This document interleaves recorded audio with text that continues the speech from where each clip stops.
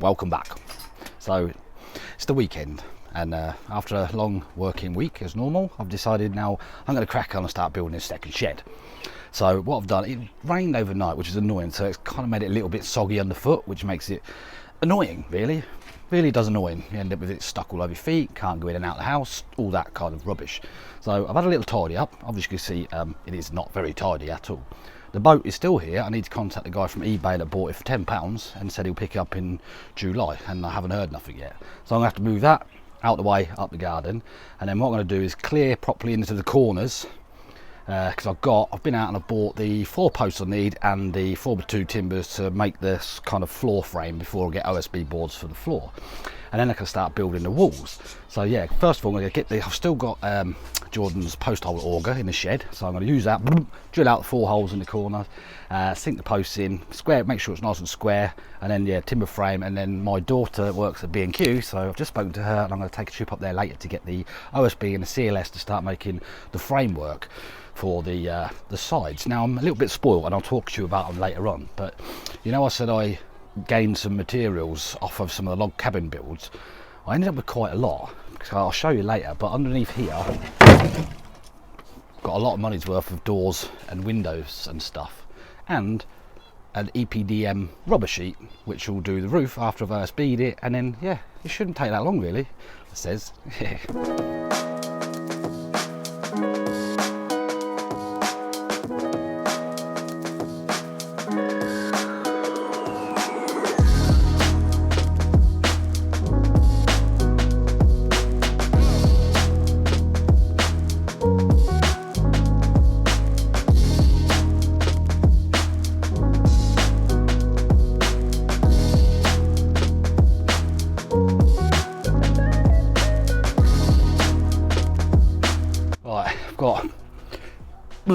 Can't see, it's beyond. No, I've got 3 of the 4 posts sunk in so far. Straightforward with the auger, it's great, and it's a bit of a nightmare working with all this stuff, like an obstacle course. It's doing my head in.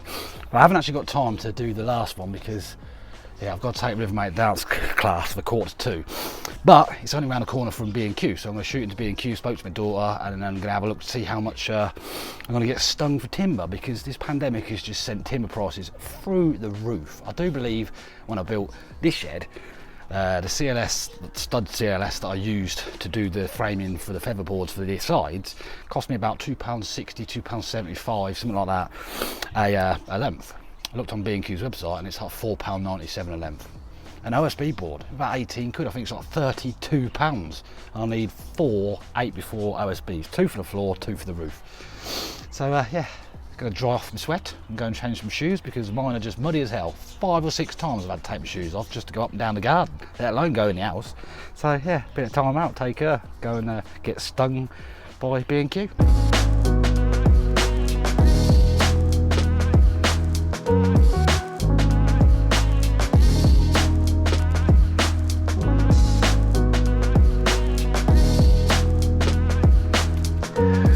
Going down all right.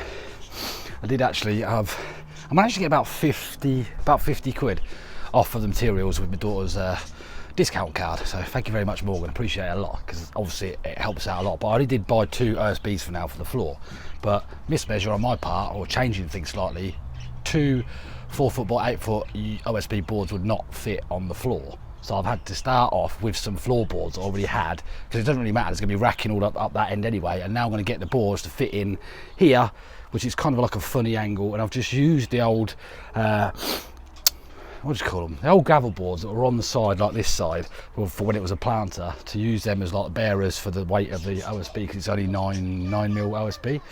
So I'm just going to put a few noggins across the middle here, and then yeah, go and cut the board, and then it's slow going.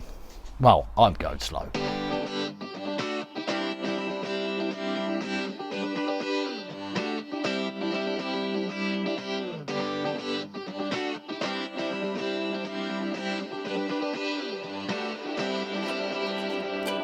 Feeling in my bones, I can feel it in my veins.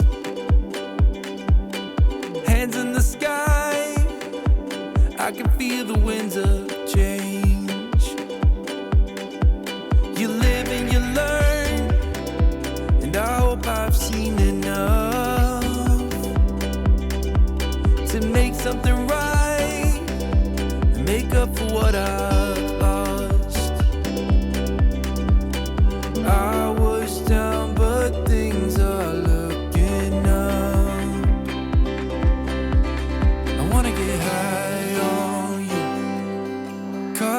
surprised by you. Want you to make my heart feel as much as I know it should.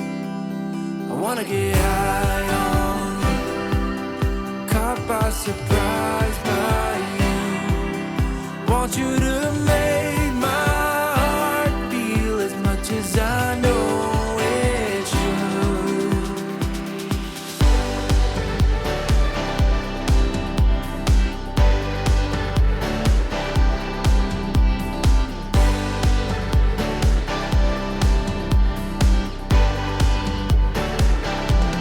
Got half a shed. Brilliant. Jordan came over, he'd been out strawberry picking. We're supposed to go strawberry picking with Jordan and Sophie and the girls today, but I just want to crack on with this. And Riv May doing her dance classes. If we do something when she's at dance, because she's there for 3 hours, she's not very happy because Rosie will be like, oh, we went strawberry picking with Holly and Maddie. And so we didn't bother going, and I just cracked on with the shed. But then when Jordan got back, he decided to just come and help me because he just can't see a man work, bless him. So fair play to him. He's obviously helped out quite a lot. So we've got 2 sides done now. And like I said, I'll talk to you about these panels that I got tomorrow, hopefully. He's not, I asked him if he wanted to help me tomorrow, but he's going to travel to Skegness to watch the England game with his dad. So obviously, shorter day, I don't say shorter day, kick-off's not till 8 o'clock, but come on England, we can do this. He's coming home, definitely. So I've got enough materials to do the front with the doors, which I'll crack on and get that done in part 2 tomorrow. And then that should just leave, I've probably got, I don't know, 10, maybe a dozen featherboards left. So I think I need around about 30 featherboards to do the back side of that side against the fence. But I've got enough to do the front. And then I'm just going to get some like shuttering boards to do the roof.